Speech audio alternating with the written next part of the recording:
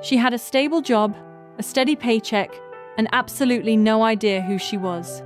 This is Aurafa, and this is the story of how she burned it all down to find out. I'm Charlie. Welcome back to In the Loop. Before she was Aurafa the artist, she was just a kid growing up in Ho Chi Minh City, one of the loudest, most alive cities on the planet. Streets packed with motorbikes, street food, smoke drifting through every alley. That energy got into her. From early on, she was drawn to performing not as a plan, just as the one place where she felt most like herself. School stages, amateur dance routines with friends, talent shows where the talent was barely held together. It didn't matter. Every time she stepped in front of a crowd and the lights hit, something clicked. That pure, electric high of, this is what I was built for. She didn't know it yet, but that feeling was going to haunt her for years. Then real life happened. She moved abroad to study, chasing the kind of future that looked good on paper. She landed a stable office job, ticked every box. But the city she'd moved to was grey and quiet, the complete opposite of everything she'd grown up in. The music, the performing, the hunger for the stage, it got buried. Under the commute, the spreadsheets, the fluorescent lighting that never changed, she started to feel like a background character in her own life. She'd look at her reflection in the elevator glass every morning and think, who is that? She didn't know anymore, and that scared her more than anything. The breaking point didn't come with a big dramatic moment. It came on a rainy Tuesday night when she just couldn't sit in her apartment staring at the ceiling anymore.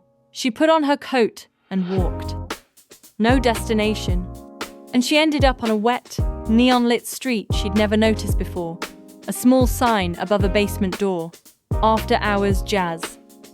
She could hear the music from the street, muffled and warm. She almost kept walking, but something pulled at her.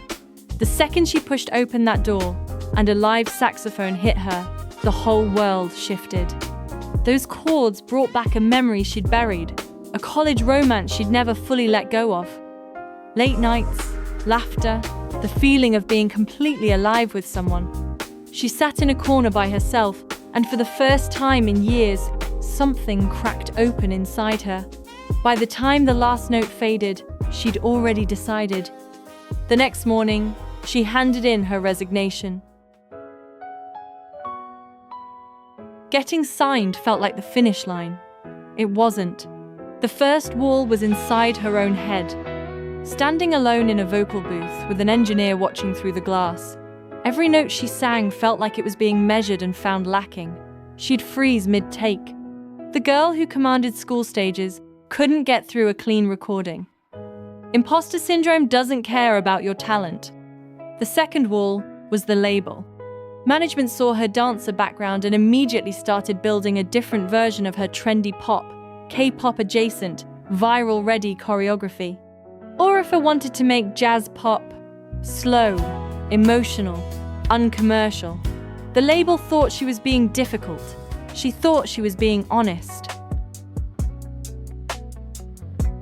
The standoff went on for weeks. She didn't argue. She went home and wrote every night for 3 straight weeks. 2 a.m., 3 a.m., 4 a.m.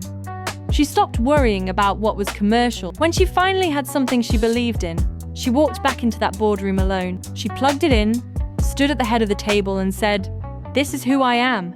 If you want something else, find a different artist." Then she hit play. The room went quiet. The head of the label leaned back and closed his eyes. A week later, she had a contract with full creative control. Winning that fight cost her everything. The label cut her budget, leaving her with no studio time or team, and a bank account reminiscent of her student days. Yet, scarcity made her music sharper. With no safety net, she poured herself into Eclipse not as a concept, but a confession. She put her loneliness, identity crisis, and past love on record for strangers to judge. She knew the cost, but she did it anyway. To Aurafa, An eclipse represents a temporary darkness, with a promise that light returns. She released the EP quietly, on a Tuesday, with zero promotion. Slowly, listeners began flooding her with messages, finding comfort in her raw honesty about isolation and regret. The music found its people, and Aurafa finally stepped back out into the light. Eclipse is a smoky jazz pop diary of growth and letting go. It charts Aurafa's journey from Ho Chi Minh City youth to corporate isolation, and ultimately to reclaiming her identity. She isn't permanently out of the dark, she just learned how to turn it into music. Aurafa's story is a reminder that sometimes you have to get completely lost to figure out where you actually belong. Eclipse is out now on all platforms. Go listen with headphones. Tell me in the comments which track hit you.